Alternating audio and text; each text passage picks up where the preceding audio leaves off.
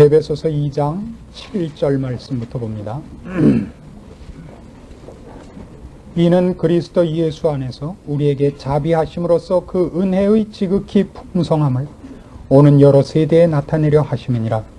너희가 그 은혜를 인하여 믿음으로 말미암아 구원을 얻었나니 이것이 너희에게서 난 것이 아니요 하나님의 선물이라. 오늘 우리가 생각해 볼 말씀은 앞에 있었던 말씀들을 이어오는 말씀 중에서 또 한 단계 나아가는 내용이 있는 부분입니다. 하나님께서 우리를 그리스도 예수와 함께 죽은 가운데서 일으키시고 우리를 하늘에 앉히셨다는 사실을 지난 시간에 우리가 살펴보았습니다. 구원은 어떤 면에서 주관적이기보다 객관적이라는 말씀을 드렸습니다. 왜 이렇게 하셨느냐? 왜 이렇게 하셨느냐 그러면 우리는 하나님의 의로우심과 하나님이 우리를 향하여 갖고 계시는 사랑 때문이라고 얘기할 수밖에 없습니다. 그러나 그 문제만을 해결하는데 하나님께서 이 일을 동원하신 것이 아니라 그 과정에서도 하나님께서는 하나님 되심을 나타내는 것이 있다 그럽니다. 분명히 구원은 어떤 의미에서 보자면 하나님께서 원래 의도하셨던 것을 다 하시지 못한 부정적인 면으로 보이기 쉽습니다. 아담과 하와를 만드시고 그들을 하나님께서 요구한 어떤 지점에 도달케 하기 전에 아담과 하와가 타락을 해버렸습니다. 그래서 구원은 어떻게 생각하면 어떤 상태에서 타락해버리고 못쓰게 된 어떤 것을 다시 회복시켜 원위치시키는 것. 그러니까 말해서 우리 시중에서 쓰는 말로 뭐예요? 실컷 해서 본전치기 한 그런 기분이 든단 말이죠. 그러나 분명히 성경에서는 이렇게 얘기합니다. 구원으로 말미암아 하나님께서 다만 미쳤던 것을 회복하는 것으로 그치지 않고 적극적인 이익을 보시는 것이 있다 그럽니다. 그것이 여기는 이렇게 표현되어 있습니다. 7절에 그리스도 예수 안에서 우리에게 자비하심으로써 그 은혜의 지극히 풍성함을 나타내신다 그럽니다. 은혜의 지극히 풍성함을 나타낸다는 것 기억할 일입니다. 우리가 예수 믿는 자들에게 묻는 질문 중에 제1질문이 이겁니다. 사람의 제일 되는 목적이 무엇입니까? 그때 뭐죠? 영원토록 하나님을 즐거워하고 그에게 영광을 돌리는 것이라고 되어 있습니다. 저도 잘 안 외워지네요. 어떻게 그렇게 살기만 했더니 외우는 거는 잘 안 됩니다.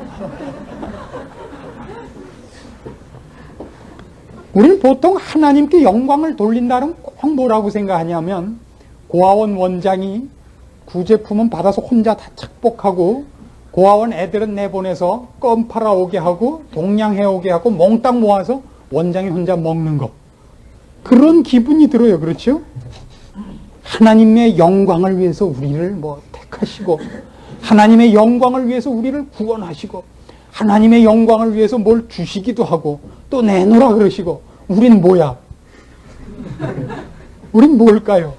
이순신 장군이죠 그렇죠? 괜히 폰만 잡고 있다가 저 국제극장 간판만 뭔가 쳐다보고 있는 광화문 내거리에도 안 나가보셨어요? 이순신 장군이 인상 쓰면서 국제극장에서 무슨 영화 하는가 눈이 나빠서 째려보고 서 계시잖아요. 영광이란 그런 뜻은 아닙니다. 한 미술가의 영광은 그가 그린 그림과 그가 만든 조각품에 있습니다. 한 돌을 가지고 조각품을 만들면 거기에 그 작가의 혼이 들어간다 그러죠. 그 돌에게 그것이 영광입니다. 물론 그걸 보고 돌을 찬양하지 않고 누구에게 영광이 돌아가요? 그걸 만든 작가에게 영광이 돌아가지만 이것 자체도 그의 존재로서는 이게 가장 아름답고 최고의 상태에 있는 것입니다. 하나님께서 나의 영광을 나타내려 한다. 그런 것은 내가 너희를 이용해서 이익을 보겠다는 뜻이 아니라 우리가 최고로 우리의 아름다움과 수준이 발현되게 함으로써 우리 스스로도 기쁘고 감사하고 놀랄 뿐 아니라 그렇게 만든 분도 같이 대접을 받으시는 그런 얘기를 할 때마다 성경은 영광이라는 단어를 도입하는 것입니다. 그래서 우리는 구원이라는 문제에서 우리가 알아야 되는 것은, 그러면 타락한 것 때문에 하나님이 무슨 영광을 얻으셨느냐 그러면 하나님이 어떤 분인가 하는 부분에 대해서는 풍성하도록 무한하도록 하나님이 영광을 받으셨다고 얘기할 수 있습니다. 우리를 구원하시는 과정에서 우리가 하나님의 무엇을 알게 되었습니까? 우리가 제일 잘 아는 대로 하나님의 사랑이 얼마나 굉장하신가를 알게 되었습니다. 우리가 잘 아는 얘기 중에 이런 게 있죠. 만일 구원받아야 할 사람이 나 하나밖에 없었다 할지라도 하나님은 예수 그리스도를 이 땅에 보내셨을 것이라. 그렇죠? 이렇게 많았기 때문이 아니라 하나님은 나를 어떻게 사랑하는가 하면 이 세상에 사랑할 대상이 나밖에 없는 것처럼. 그래서 하나님이 누구를 제일 사랑하시죠? 모두 다 자기예요. 나만을 제일 사랑하세요. 그럼 여러분 이런 생각을 해보세요. 남산에 있는 소나무 중에 제일 큰 소나무가 몇 개 있는지 아세요? 그거 하나죠. 그리고 심각한 문제예요. 제일 사랑하는 사람이 누구라고요? 나. 하나밖에 없어요? 하나님은 안 그랬다 그랬죠. 하나님은 제일이 많으세요. 우리는 소갈머리가 좁아서 제일이 하나밖에 없고 최고가 하나밖에 없죠. 하나님은 제일도 많고 최고도 많아요. 그래서 성경에는 그 단어를 뭐라고 쓸 수가 없어요. 뭐라 그러냐면 은혜 위에 은혜로라. 그렇죠? 그 풍성함의 영광의 제곱의 말들이 너무 뛰어요. 왜 그렇죠? 어떻게 할 수가 없는 거예요. 만일 우리가 태평양에 물이 얼마나 많은가를 젤려면 두레박이 어느 만큼은 돼야 이게 몇 개다가 나와요. 어느 만큼 커야 될까요? 그걸 젤려면 두레박 크기가 미국만은 해야 되지 않겠어요? 그래야 뭐 미국만한 두레박으로 쉬어봤더니 뭐 30개다. 그렇게 나오겠죠. 그거를 소주잔 들고 가서 날 새는 거예요, 그러면. 언제 하겠다는 거예요. 그랬더니 누가 소주잔 들고 나갔다 그랬더니 누가 잘난 척하고 최소한 막걸리 잔은 들고 나와요. 그걸 뭐라 그러죠? 그거를 고부고부라 그러대요. 그게 뭔지 전 잘 몰라요. 그게 그거죠. 나를 제일 사랑하십니다. 그렇습니다. 그 나가 아무리 많아도 나를 제일 많이 사랑하십니다. 우리가 거기서 이런 부정적인 반론을 펼 수 있습니다. 그러면 하나님은 자신의 사랑과 은혜를 우리에게 확인시키기 위하여 타락시키셨는가? 저는 이런 생각 꿈에도 해본 적이 없어요. 그런데 요따오 질문을 하시는 분이 있더라고요. 참 이상한 사람들이 있어요. 그죠? 이상하죠? 자기도 그런 생각 했으면서 다른 사람이 했다고 꼭 그래요. 저는 생각 안 했는데요. 제 친구가 하나 있는데 이렇게 물어봐요. 얼굴에 써 있는데도 아니라 그래요. 자기 질문이면서 이런 얘기가 있습니다. 하나님께서는 우리에게 자신을 나타내시는 방법에서 은혜와 긍휼과 자비를 나타내시지 않고도 영광을 받으실 속성이 너무나 많습니다. 우리가 타락하지 않고 하나님 손에서 완성을 향하여 거기서 계속 그 다음 단계들을 갔었더라면 우리는 오히려 이런 것을 봤을 겁니다. 그의 영광과 존귀와 그 다음에 우리말에 없는 것들 아시겠죠? 그거 송문사님밖에 아는 분이 없나 봐요. 어디 아무도 고개를 안 끄덕이는 거 보니까. 우리가 모르는 것들. 왜 모르죠? 우리는 이미 타락한 존재이기 때문에 우리가 지금 하나님과 부딪혀서 기껏 배우는 게 뭐냐면 긍휼, 자비, 은혜 이쪽부터 배우게 된 거예요. 그걸로도 우리는 눈물을 쏟고 너무 감사해요. 하나님의 부정적인 풍성함과 그의 속성을 만난 것 갖고도 우리는 전 인생을 맡길만 하다 그래요. 순교를 감수하겠다 그랬어요. 그렇죠? 스데반이 그렇게 죽어갔고 베드로가 그렇게 죽어갔고 많은 예수 그리스도를 통하여 하나님을 안 자들이 하나님 아버지의 그 부정적인 면에 대한 감격만으로도 목숨을 기꺼이 걸었다고요. 그것도 이 왼수들아 잘 먹고 잘 살아라. 두고 보자. 예수님 다시 오시는 날 내가 예수님 오른편에 서서 베드로가 말고의 귀를 베던 그 검을 들고 와서 내가 네 귀를 꿰뚫어 놓으리라. 이렇게 안 죽어요. 죽어도 어떻게 죽어요? 아버지요 저들을 사하여 주옵소서. 기가 막히게 얼마나 감격이 그게 깊고 큰 거고 무한한 것이라면 그렇다면 우리가 이제 천국에 올라가 우리가 변화돼요. 아니 천국에 가기 전에도 그래요. 우리가 하나님의 하나님 되심을 제대로 만나고 그의 성품을 제대로 알며 그의 인도하심 속에서 하나님과 밀접한 관계를 가져 우리 아버지 되심의 영광을 맛보기 시작한다면 그가 만족하고 감격하고 뛰놀 것은 얼마나 대단한 일일 것인가 이렇게 상상을 하셔야 옳은 겁니다. 이것이 성경이 하고 싶은 얘기인 것입니다. 우리는 지금 그렇게 미루어 짐작할 수밖에 없는 겁니다. 타락하여 부정적인 면에서 하나님의 속성을 부닥치고 있기 때문에. 그러나 우리가 적극적으로 이제는 그리스도를 본받아 죽은 자로 끝난 것이 아니라 이젠 산자 되었고 그리스도 예수 안에 새 생명을 가진 자이기 때문에 거기서 우리가 가야 할 것들이 얼마나 대단한 것인가를 이쪽에 있는 것을 거꾸로 뒤집어 놓고 상상하는 거예요. 여기선 이렇게만 나왔어요. 이는 그리스도 예수 안에서 우리에게 자비하심으로써 그 은혜의 지극히 풍성함을 오는 여러 세대에 나타내려 하십니다. 구원은 이것을 나타내고 있어요. 그러나 구원 얻은 자에게 약속된 것은 이것만은 아니란 말이에요. 우리가 그 얘기를 로마서 6장에 가서 봅니다. 로마서 6장 4절 말씀 보십시오.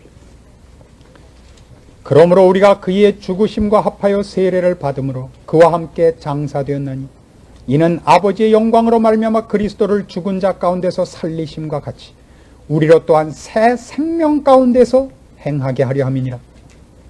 우리가 그리스도와 연합하여 죽은 가운데서 살아남으로써 하나님의 영광을 보았습니다. 죽은 자를 살리시는 하나님의 능력, 하나님의 하나님 되시는 영광을 능력으로 보았습니다. 나 같은 죄인을 살리셨다는 하나님의 은혜로 하나님의 영광을 보았습니다. 그러나 성경이 얘기하는 것은 너희로 새 생명 가운데서 살면서 하나님의 하나님 되시는 그 영광의 여러 적극적인 부분들을 맛보게 하기 위하여 너희를 불러냈다고 얘기하고 싶은 겁니다. 우리의 자랑거리는 지금까지 경험한 것, 과거로 따졌을 때만 은혜요. 죽은 가운데서 살아난 일이지. 살아난 자로서는 이것이 그의 유일한 추억거리여서는 안 되는 것입니다. 산 자로서 하나님께서 우리를 향하여 갖고 계시는 하나님의 성품에 참여하는 자로 우리를 부르시사 오늘 나를 인도하시는 그 길, 사건 속에서 만나는 하나님의 하나님 되심에 대한 그 감격, 그 항복, 이런 것들이 우리로 하여금 매일을 정말 미쳐 뛰놀게 할 수밖에 없게 해야 됩니다. 여러분 이런 일을 당하신 적이 있습니까? 성경 말씀을 읽다가 자다가 밤에 벌떡 일어난 적 있습니까? 성경 말씀을 읽었는데 왜 자다가 일어나냐? 성경 말씀 읽다 꼭 자잖아요. 그렇죠? 근데 벌떡 일어난 적 있어요? 그것을 성경에서는 거룩한 발작이라 그럽니다. 왜 벌떡 일어나요? 오늘은 제가 아는 어떤 참으로 오랫동안 신앙생활을 하시던 집사님 병문안을 갔습니다. 교통사고로 벌써 한 달쯤 누워 계시는데 처음에 교통사고 났을 때는 다 죽는 줄 알고 병원에서 받아주지를 않았습니다. 나중에 세브란스에 데려가자 세브란스에서도 손 쓸 수가 없게 됐노라고 포기를 하라 그랬는데 백 써서, 그것도 백을 써서 아무래도 좋으니까 어쨌든 한 번 손이라도 써달라 그래서, 사실은 불필요한 일이었지만 남을 유족들의 마음을 편하게 해주기 위해서 사실은 뇌수술을 했습니다. 그래, 살아났습니다. 오늘 가서 1시간 동안 제가 벌을 썼어요. 목사가 가서 보통은 얘기를 하고, 제가 남의 말을 들어본 적이 별로 없습니다. 언제나 제가 짓거리지. 이렇게 펴놓고 1시간 동안 설교 들었어요. 그가 사경을 헤매며 예수님을 만나고 대화를 나누고 한 얘기를 정신이 왔다 갔다 하면서 얘기를 하세요. 정신이 들면 그분이 바리톤이에요. 바리톤으로 나오고 정신이 가면 소프라노로 나와요. 계속 왔다 갔다 하면서 그 얘기를 하셔요. 하나님이 자기를 사랑하사 이렇게 매를 드신 것을 자기가 안다고. 그리고 하나님께서 이렇게 위로하시고 확신 주시고 또 자기가 이렇게 재헌신했노라고 그 얘기를 1시간에 걸쳐서 했습니다. 제가 나중에 끝나고 어쨌든 끝을 내야 되잖아요. 끝에 얘기를 어떻게 대강 마무리를 하고 마지막으로 제가 성경을 한 구절 읽었습니다. 그게 오늘 예배 시작하면서 읽어드렸던 이사야 44장 말씀입니다. 다시 한번 볼까요?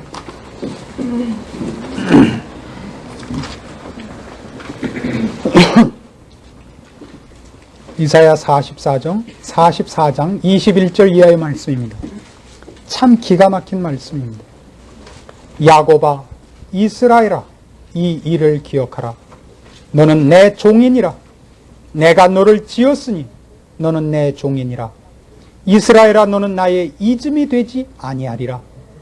내가 네 허물을 빽빽한 구름에 사라짐같이 네 죄를 안개의 사라짐같이 도말하였으니 너는 내게로 돌아오라. 내가 너를 구속하였음이니라.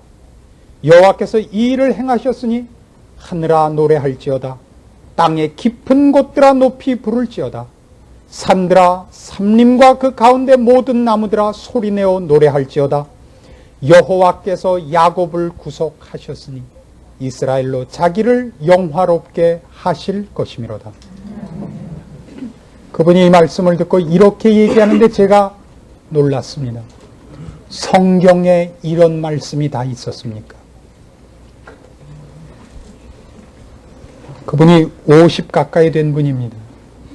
그 횟수만큼 신앙생활을 하신 분입니다. 성경에 이런 말씀이 있었습니까?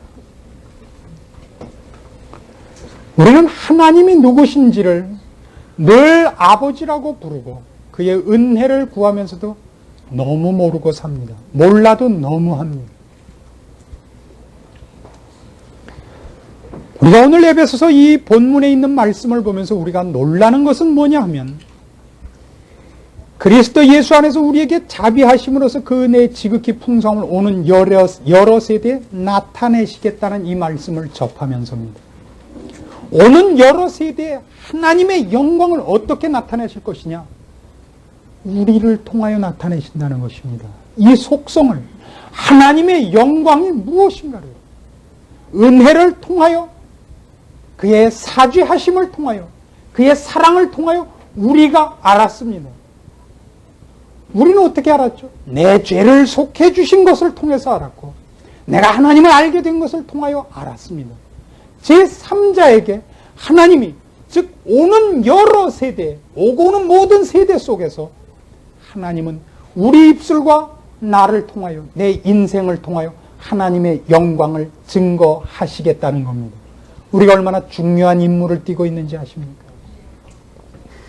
여러분, 특별한 직분을 따로 맡은 줄로 생각지 마십시오. 이것보다 더 중요한 직책은 없으며 이 직책을 안 맡은 신자는 없습니다. 예수 그리스도를 알고 하나님을 아버지라고 부르는 모든 신자들마다 그의 생애는 하나님이 누구신가를 증명하는 책임을 맡은 시간이요, 장소요, 시기인 것입니다. 하나님이 얼마나 위대하신가는 우리가 어느 만큼 그에게 순종하느냐로 표현되는 법이고, 하나님께서 우리에게 베푸신 은혜가 얼마나 굉장하냐는 우리의 관용함이 얼마나 되는가로 나타나며, 그가 얼마나 긍휼하신가는 우리가 얼마나 남을 기다리며 참아주는가로 나타나는 법입니다. 일전에도 말씀드린 바와 같이 신문조사에 그렇게 났습니다. 비신자가 보는 신자들의 모습, 신자들의 모습 중에서 이런 말이 제일 많았다죠. 자기중심적이다. 언제 예수님께서 자기중심적으로 사셨습니까? 나는 대접을 받으러 오지 않았다. 나는 섬김을 받으러 오지 않았다. 내가 온 곳은 내 몸을 너희들의 대속물로 주기 위하여 온 것이니라. 우리는 바로 그것 때문에 오늘 이 자리에 앉게 된 사람입니다. 근데 우리는 아무도 자기가 죽어서 남을 이익해 하는 방법에 대해서는 생각을 안 하는 사람들이 되어버렸습니다. 왜 그렇죠? 아무도 안 하기 때문에 그렇답니다. 유일한 이유입니다. 왜 나만 바보같이 그렇게 합니까? 그렇죠. 예수님만큼 바보는 없죠. 그러나 그럴 바엔 왜 예수를 믿는다 그러십니까? 그렇게 안 할 거라면. 우리의 깊은 반성은 여기에 있어야 되는 겁니다. 그러나 이것을 여러분에게 제가 무거운 짐으로, 책임으로 요구하는 것 아닙니다. 성경은 얘기합니다. 그것을 사용하는 자만이 그 영광에 참여한다고. 상급으로 영광이라는 것 아닙니다. 그것을 행한 자만이, 참아본 자만이, 용서해 줘 본 자만이, 자기가 죽어 남을 위하여 썩는 미랄이 돼본 자만이 그것이 갖는 맛을 합니다. 그 기쁨을 합니다. 해보십시오. 스테인레스가 요새는 많이 쌓인다면서요, 사람들이. 그래, 해보십시오. 여러분이 자신을 위하여 그 악스럽게 손을 움켜잡은 어떤 것으로도 얻지 못했던 평안과 만족과 환희와 감사가 쏟아져 나올 겁니다. 여러분이 움켜잡은 것을 여태껏 감사해 본 적이 있습니까? 가져서 너그러워져 봤던 일이 있습니까? 너그러워져 봤던 적이 있습니까? 없습니다. 줘보십시오. 온 세상을 준데도 바꿀 수 없는 하나님의 하나님 되심과 하나님께서 나를 기쁘게 쳐다보고 있는 만족을 누리실 겁니다. 그렇게 제발 좀 살아주십시오. 여러분 스스로를 위해서 이 일을 결심하셔야 됩니다. 이것은 우리의 영광이요, 우리의 특권입니다. 이걸 놓치고 사는 것만큼 바보는 없습니다. 그 사람만큼 미련한 신자는 없습니다. 왜? 신자로 부름받아서 마땅히 누릴 것들을 못 누리고 사는지 답답하지요. 답답하지. 우리는 한번 고등학교 시절에 캠핑을 갔다가 낚시질을 해서 고기를 많이 잡았습니다. 바다에 가서 낚시질을 하면 하나 좋은 것이, 그죠? 아마추어가 해도 막 물고 조금만 늦게 꺼내면 벌써 창자까지 들어가 있어요. 꺼내면 또 커요. 그렇죠? 대부분 바닷고기는 큽니다. 근데 남자들끼리 놀러 갔으니까 누가 배를 따고 그걸 요리하겠습니까? 다 버렸죠. 잡는 맛밖에 모르죠. 그런데 3시간쯤 지나자 배가 고파지니까 얘기가 달라진 거예요. 아까는 따기가 싫었지만 지금 배가 고프니까 찾으러 나섰습니다. 많이 썩었던데요. 벌써 많이 이지러졌습니다. 여러분께서 여태껏 살아오신 지금 이 순간까지 누리지 못하고 소유하지 못한 것은 그만큼 손해인 것입니다. 앞으로 남은 세월 동안 여러분이 누리실 것도 지금 출발하시면 지금부터 이익이고, 내일 하시면 내일만큼 손해일 뿐입니다. 그리고 하나 분명하게 덧붙일 것은 여러분은 그렇게 살 수밖에 없는 운명입니다. 하나님은 자기의 자녀를 그 영광의 자리에 세우시고야만은 집념 있는 분입니다. 어차피 서야 할 자리에 여러분은 점점 도망쳐서 이상한 몰골로 나중에 서지 마시기를 바라는 것입니다. 죽은 자를 예수 그리스도와 함께 생명을 주는 자리, 살리시는 자리, 하늘 보좌에 앉히시는 자리까지 힘을 쓰시고 하신 분이 오는 여러 세대에 너희를 통하여 내 영광을 나타내리라 선언했습니다. 앞에 있는 것들은 이미 이루어진 겁니다. 죽은 자리에서 살아났고 죽었던 시체가 하늘 보좌 우편에 앉는 신분을 얻었습니다. 우리가 아무것도 모를 때, 그를 외면하고 있을 때, 시체일 때 그 일을 하셨습니다. 그럼 이젠 어떻게 될 겁니까? 살아있는 사람을 100m 3초 내에 뛰게 하는 것과 시체를 100m 3시간 안에 뛰게 하는 것은 어느 것이 쉽습니까? 살아있어야 뭘 뛰든지 말든지 할 거 아니에요. 시체가 어떻게 100m를 가요? 100m는 뭐 말이라 뛰어 그럼 뛰어요? 하긴 어떤 사람이 이런 보고서를 냈습니다. 어떤 생물학자의 보고서를 읽으니까 메뚜기를 잡아서 앉혀놓고 뛰어 그랬더니 딱 뛰더랍니다. 다리를 부러뜨려 놓고 뛰어 그랬더니 안 뛰더래요. 보고서는 이렇게 되어 있습니다. 메뚜기는 다리를 자르자 청각이 마비되었다.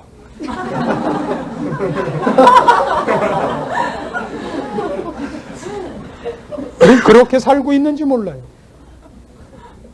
시체는 움직일 수도 없고 하여튼 생명이 없는 거 아니에요. 그걸 갖고도 어떻게 했다는 거예요? 생명을 주고 하늘 보좌에 앉히신 분입니다. 그분이 여러분을 향하여 오는 여러 세대의 그 은혜의 지극히 풍성함을 나타내시겠답니다. 알아서 하십시오. 그 다음 얘기는 제가 할 필요가 하나도 없기 때문입니다. 여러분이 여러분의 운명과 여러분이 누구인가를 확인하시고 적극적인 의미에서의 여러분이 마땅히 누리실 영광을 찾아서 누리십시오. 하나님의 하나님 되심이 여러분을 매일매일 새로운 기적과 감격과 승리의 생활로 안내하실 것입니다. 기도하십시오. 하나님 아버지 은혜를 감사합니다. 우리가 이 자리에 있는 것이 하나님의 크신 능력이요 은혜인 것을 믿습니다. 그리고 우리의 전 생애가 주께서 요구하시는 길을 걸을 수밖에 없는 것을 인정합니다. 우리를 이 자리에 있게 하신 하나님의 은혜가 이제 우리로 하나님의 영광을 위하여 살라 명하셨습니다. 살게 하여 주시옵소서. 우리의 게으름을 떨치고 일어나게 하시고 우리의 완악한 것을 주의 크신 은혜 앞에 항복시킬 수 있게 하사 더 이상 게으르고 미련하고 완악한 자리에 주저앉지 않게 축복하시옵소서. 우리의 생애가 주 안에 바쳐진 바 되면 하나님의 영광을 드러내어 나에게 기쁨이요 아버지께 영광이요 우리를 보는 사람 모두의 생명이 살아나는 아름다운 열매가 맺히는 생애가 되게 하시옵소서. 이 복된 자리에서 우리가 외면하지 말고 한눈 팔지 말고 순종과 인내로 믿음을 지켜 주님 앞에 칭찬받게 하시옵소서. 이 일을 위하여 우리가 만났습니다. 우리의 만남과 사귐이 이 일을 위하여 서로 도움이 되게 하시고 위로가 되게 하시고 격려가 되게 하시고 그리고 서로 충고하며 돕는 자 되게 하시옵소서. 이 교회를 통하여 주님 영광 받으시고 이 민족 이 시대를 주님의 은혜의 장중에 거두시옵소서. 예수님의 이름으로 기도합니다.